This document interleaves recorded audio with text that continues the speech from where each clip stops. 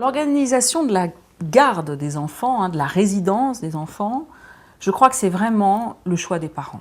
Pourquoi? Parce que tous les enfants vont avoir un mal de chien à prendre position. Ils vont sans arrêt être dans un conflit de loyauté. C'est-à-dire, s'il dit je veux aller avec maman, ils vont penser que papa va être malheureux. S'il dit je veux aller avec papa, inversement avec maman.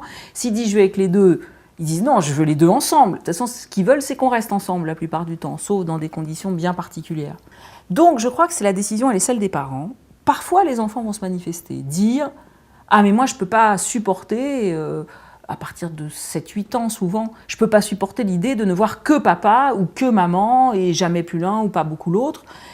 Je crois qu'il faut l'entendre, peut-être pouvoir en reparler dans le couple quand on avait pris une décision qui va contre ce que dit l'enfant, mais il ne faut sûrement pas faire porter à l'enfant la décision, parce que c'est un fardeau beaucoup trop lourd pour lui, qui peut se retourner comme un boomerang. Prenons un exemple, un enfant qui sent qu'un des parents va mal, qu'il est malheureux, qu'il est déprimé. Généralement, l'enfant va prendre fait et cause pour lui. Il va dire « je veux être avec papa ». Et puis finalement, avec papa, ça va être un cauchemar, parce que papa est complètement déprimé. Et du coup, secondairement, il va être très malheureux de ne pas voir sa maman autant.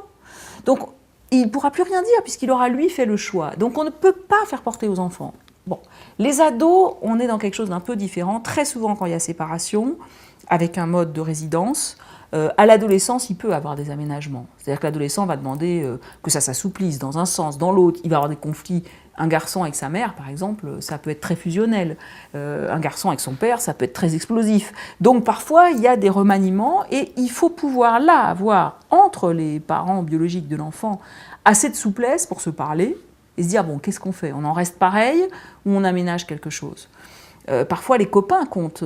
Si on a un week-end sur 2 à 150 bornes, quand on est adolescent, parfois c'est difficile.